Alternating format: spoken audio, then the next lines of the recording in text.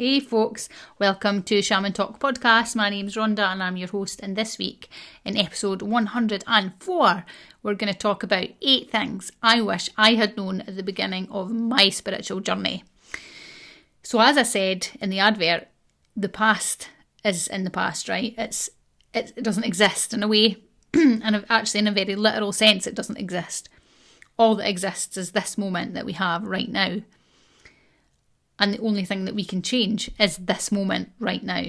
But what I've been thinking about recently is that my past did exist. My journey is real to me. It exists in my memory. It is a woven spectrum of valuable insights, of mistakes, of confusions, of revelations, of transformations. My memory banks are full of things that I wish I had known when I first started out, things that would have made my life a hell of a lot easier. So I thought it would be a nice thing to do a podcast and talk about some of those things from my past that might be able to help you in your present moment right now. So it could be that you are fairly new to a spiritual path or fairly new to shamanism, but not necessarily new to spiritual work, or it could be that you're really experienced. I hope that you enjoy my stories and my thoughts, regardless of where you're at on your path. So 8 things I wish I had known. I'll do the list and then I'll get into some detail. So I wish I had known about the ups and downs of a spiritual path. It's number 1. Number 2 is I wish I had known I would lose friends. Number 3, I wish I had known how hard actually doing the work was, and the difference between work and what we think is the work. I wish I had known that. I wish I had known how worried I was. Well, I was really worried about getting things right or wrong. And I wish I had known that there really wasn't anything to worry about. I was always quite anxious about how to trust the messages I was given and how to interpret them. So I wish I had known that that would get easier with time. I wish I had known how long personal transformation would take. I went into expecting it to just start happening immediately, and it didn't, and it was quite demotivating and upsetting. But what I also thought I knew is how effective my ripples of change could be if I focused solely on myself instead of on other people. Because I started out my path and had lots of intentions to save the world and heal people, and I quickly discovered that wasn't really the way to go. So I wish I had known that at the beginning. And I wish I had known how many people I would come across who would tell me that their way was the right way and my way was the wrong way. So I'm going to tell you some stories and just give you some insights into some of the things I experienced on my path, and hopefully you find those helpful in some way. So the first one I mentioned, the ups and downs. So ups and downs in spiritual life, I don't think people talk about that much. I don't see many people talking about how hard it can be to step into a transformational space. I think lots of people see the light and the peace and the positive aspects of change. And what I find to be really debilitating and really upsetting is that I would go on a course or read a book or have some amazing experience and I'd think, this is it, I'm here, I've managed it, I'm finally in this place that everybody talks about in the books. And I'd feel that way for a day or 2 days, maybe a week, and then I would go right back to the way I was before. At least that's how I viewed it at the time. And I felt like I had failed. I felt useless and depressed and like I wasn't good enough to be able to keep it up. Everybody else seems to be able to manage. Why can't I? I had a bit of a for sure had a bit of a victim mentality about it, but it was really hard to not know that that's normal. It was really hard to not know that there are absolute ups and downs. And I'm not talking about, gentle waves here. I'm talking about the highest of the high and the lowest of the low. Absolute pinnacle of excitement and peace and understanding and vision and imagination and personal respect and confidence, all of those things. And the next minute I'd blink and they'd all be gone again. So I think if I had known at the beginning to expect that, it might have been easier to ride that wave. It might have been easier to not hate myself because I thought I was failing. And I think it's really important to know that these things come in waves. There are layers. I'm dealing with stuff in my life now that I was dealing with right at the very beginning of this path and have probably been for my whole life. But what's interesting is because I've been doing the actual work, which I'll talk about in a bit, it's the same, it's like a different chapter of the same book. So, there are layers to things. So if you feel like you're going over and over the same thing and you're not getting anywhere, there's two things to think about there. It could be that it's just another layer.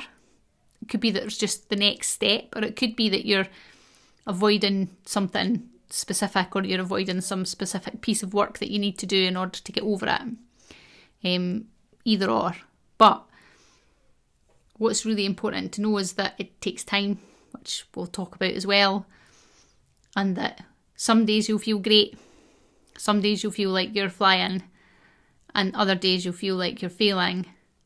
Other days you'll feel like you can't do anything right and that you've missed the point somehow and you thought you had it but you don't. So that's completely normal, happens to everybody. And if you can really just accept the wave instead of fighting against it, it's a lot easier to cope with, I find. So that's number one. Number two, I wish I had known that I would lose friends. Or, not that I don't think I wanted to know the future. I think I would have liked to have known that the possibility was there that I would lose friends. And I have lost friends, some very dear friends actually, along the way. And one of the reasons that has happened is because I put up boundaries that those people weren't willing to accept, or weren't able to accept, I should say. And at that, as much as that saddens me, it was in my best interests on my path to not have that energy around me anymore. I had moved on and those people had stayed where they were, and the energy that they were in wasn't a place I wanted to be in anymore. So I had to move on. And what I will often see is people... So I have to be careful, because I'm not suggesting you go around cutting friends or people that you love out of your life willy-nilly. This was a really hard decision. It took months and months of thinking and honest conversations and setting boundaries only to have them broken. Like, it was genuinely a hard task. I really put myself in a place where I worked really hard to save my relationship. So it's not something to be taken lightly. But if you've done that and those relationships aren't changing, what I often see is people hanging on to the past through acquaintances, through friends, especially really old friends who've been around a while. And you know what? You have to choose. If you're being, drained dry, you're frustrated, they keep dragging you into the past, they keep holding you back and bringing you down, or whatever phrase you want to use, then really at that stage it's up to you whether you want to live with that for the rest of your life. And I chose not to, and it was hard, and probably not the thing most people would normally do. And I know that a lot of my friendship group find it quite strange and difficult to understand. But for me, I only get one shot at this life. I'm only here once, and I don't want to spend it with people who are anything other than absolutely on the same page as me. I'll put it that way. Now, that's not to say I look down on anyone, or I don't think anybody's amazing, or I don't still love these people, because I just really do, and I wish them all the best. But energetically, I have to be free to be completely myself. I have to be completely free to and feel safe with the people around me, with the way that I communicate now, with the way that I hold myself, with the way that I have boundaries. I'm trying to be a bit vague on purpose, because I don't want anybody to listen to this and be able to figure out who I'm talking about.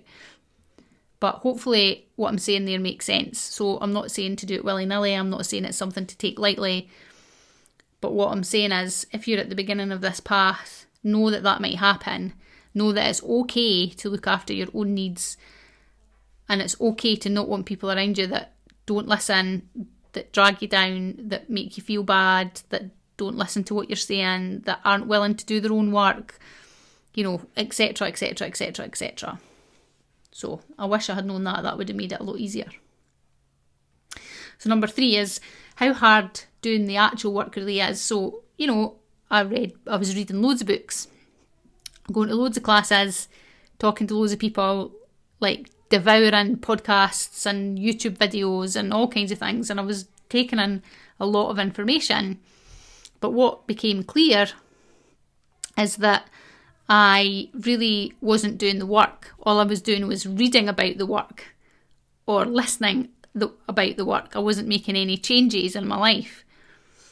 And the actual work was learn how to say no, learn how to stick up for yourself, learn how to be confrontational without being angry, learn how to meet your own needs, learn how to say sorry, learn how to let go of control, learn how to not be a victim, learn how not to be a saviour.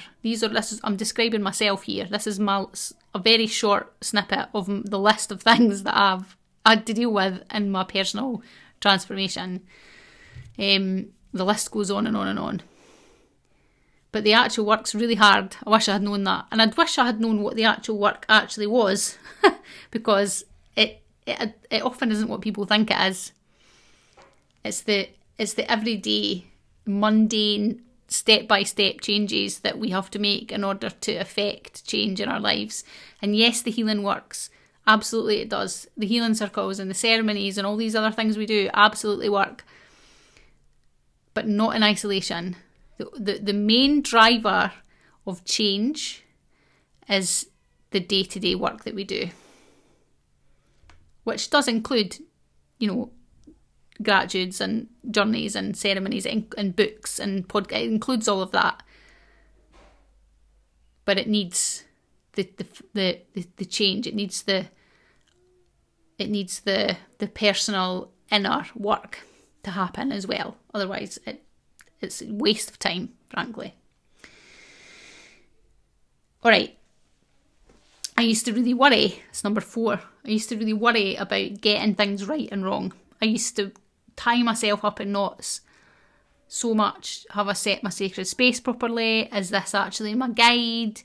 Where do I go for this journey? Is what they're telling me really true?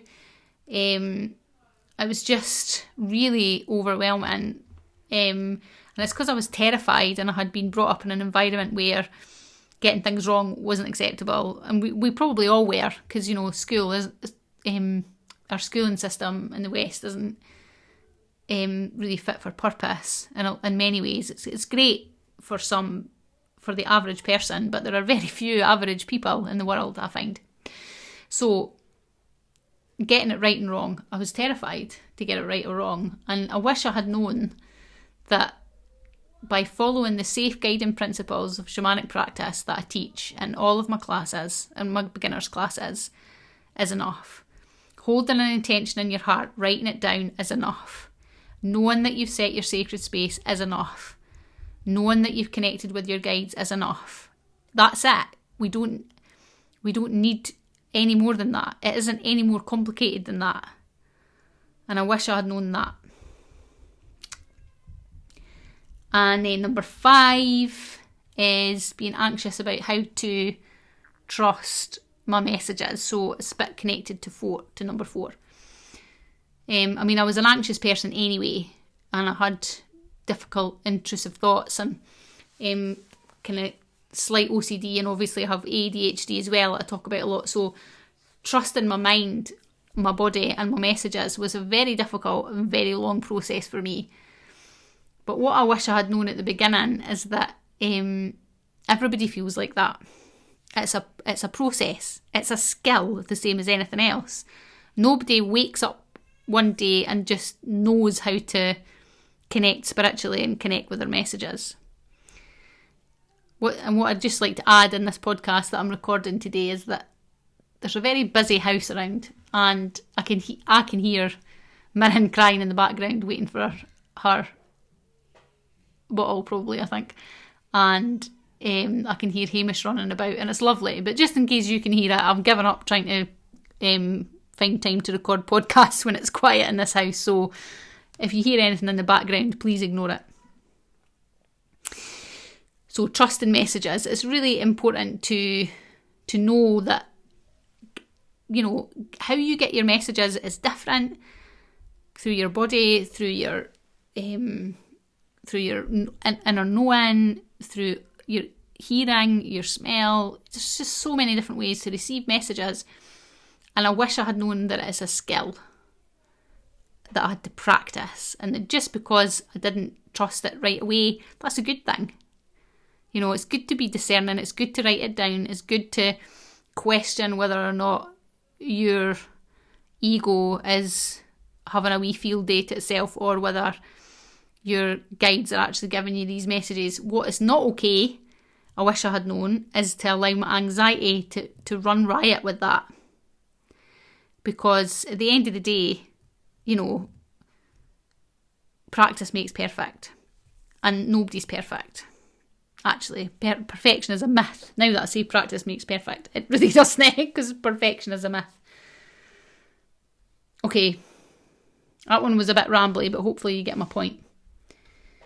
So number 6, I wish I had known how long personal transformation actually takes. I thought I would go and do a class or 2, or maybe a few months, or maybe even 6 months, maybe even a year.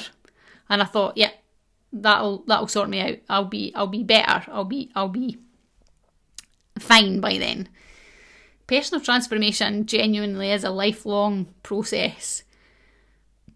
And you might not see any change right away. You might not see any change. You might feel like you're in exactly the same place for a long time before something finally clicks and something changes for you that you can actually see.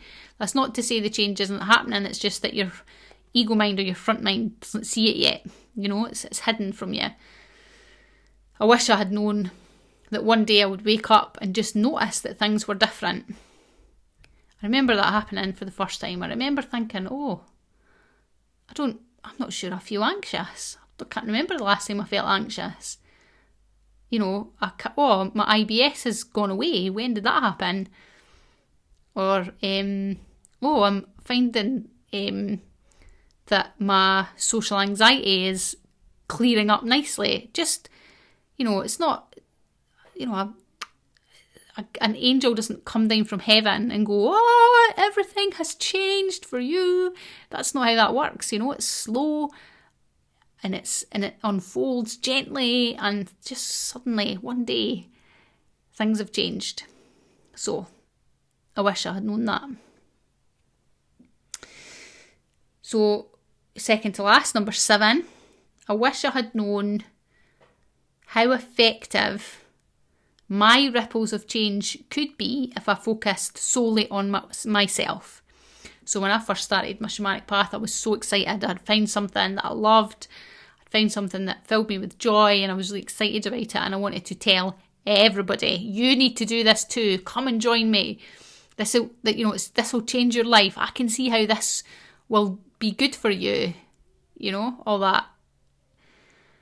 And especially with my family. And of course, they just rolled their eyes and were like, yeah, okay. I think, I'm not sure how to explain this briefly, but in our family there was always something new. There's always a new spiritual thing or a new thing that everybody needs to do, and from when we were quite young. So there wasn't a lot of trust around anybody's new thing that they had found. So what I was able to do was turn inwards and just walk my path for me and not for anyone else. And then what happened, which was really unexpected, but I wish I had known, was that simply by focusing on myself with no, and this is the important bit, with no intention to change anyone else, right? So I hear this so often, I'm going to go off on a wee tangent of ranting. So I'll tell this story and I'll say, I just focused solely on myself and it had a massive effect on members of my family and it was amazing. And then people will be like, oh yeah, I'm just focusing solely on myself so it will help my family. That isn't the point of what I'm trying to say, and never has been. And you're not listening if that's what you think. And it won't work. And the reason that I get quite wound up is because it will work if you listen. If you turn on your listen ears and listen to what I'm saying, it will work for you. But otherwise, it won't. So you go into this spiritual path focusing solely on yourself without any intention to change anyone else. This is just for you. And now that is, for us saviours, that is a massive leap to make. It really is. But I wish I had known how effective it would be, because I would have done it a lot sooner if I had known. It was life-changing. I couldn't believe what I was witnessing around me. And it wasn't until my brother said, this is because of what you've been doing, that I realised that that's what was happening. But I didn't even know. I didn't even realise that my single-minded determination to find and effect personal transformation completely for myself and for no one else, I just was totally unaware of how powerful that would be as a change maker in my family and now in the wider community that we've created here. So just focus on you. You want to change the world, you change yourself with no intention to do anything else. And it's amazing. It's very powerful. And then finally, number 8. This is always a good one. I just was so shocked that how many people would tell me that their way was the right way and my way was the wrong way. So shocked. Because I'm trained in what's called creative shamanism. So we have the sacred guiding principles of safe practice. I use the framework of core shamanism in many ways and of Celtic shamanism in many ways. But ultimately, what I am trained in is creativity, is imagination, is direct revelation. Listening to your guides, listening to your intuition and creating a path that works for you. You don't have to be alone in that. I would say that that's a bad idea, being alone, because we need community, we need connection, and we need people to tell us when we've gotten a bit off track. That is an absolute certainty. But people we trust, not just any random person or random stranger. But we're individual seekers coming together in a community.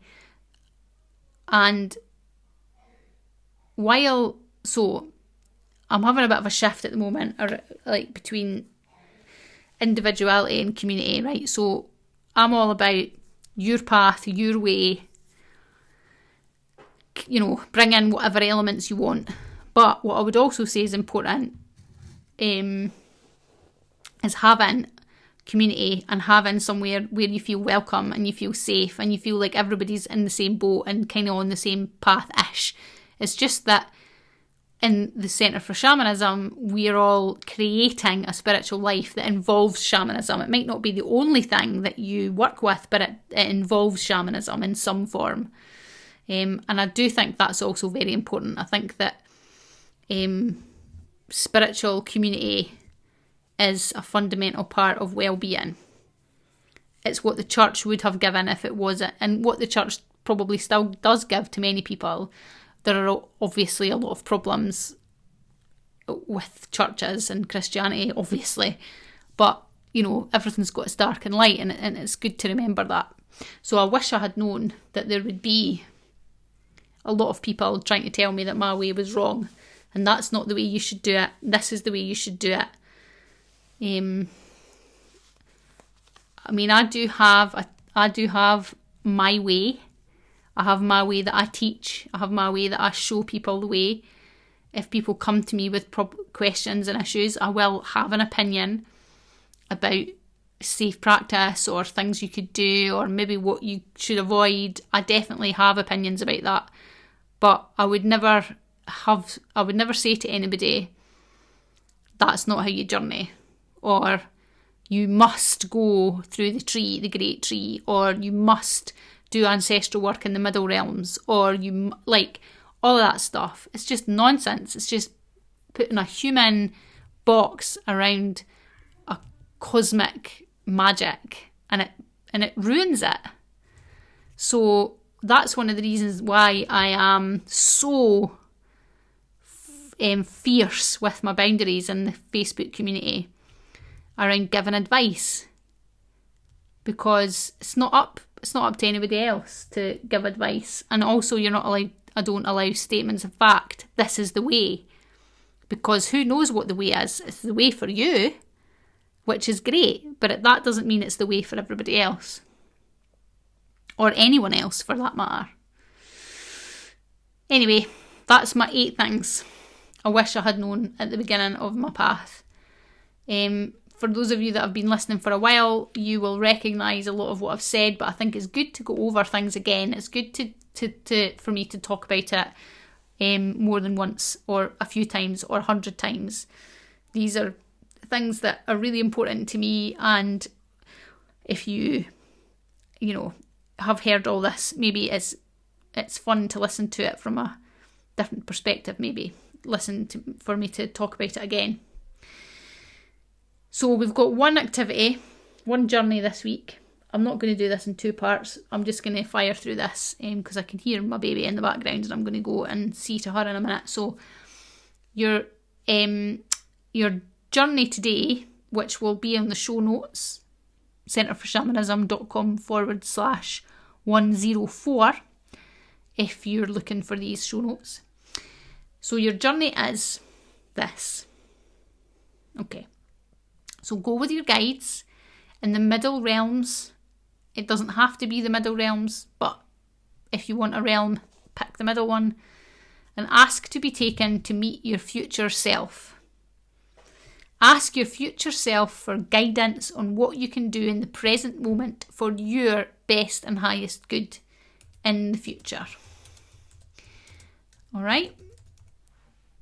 So you journey with your guides and ask to be taken to meet your future self, in probably the middle realms if you'd like a suggestion for that.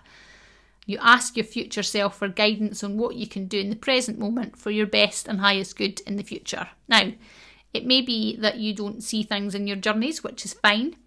So it may be just a feeling that you get, or flashes or of information that come in your inner knowing, or it may be that you don't see anything but your guides talk to you or something like that. So, as always, be very open and very relaxed about your journeys. Don't think about, oh God, I'm going to get this wrong, or I didn't go to the middle realm, so that means I've not done the journey correctly. That's not how this works. These are guidelines and ideas for you to muck about with, for you to change up, and to give you inspiration to support you on your path, as opposed to giving you a rule book that you must stick to. All right? Right, well, hopefully you enjoyed what will be the second last podcast of the year. There's one more to go, and then we'll be into Christmas and New Year, and this year will be over. I can't believe it. It's been quite the year for me for one reason and another. So thank you so much for listening. I really appreciate your time. I'll see you all in the Facebook community when we talk about this subject, and I'll see you all same time, same place in a couple of weeks.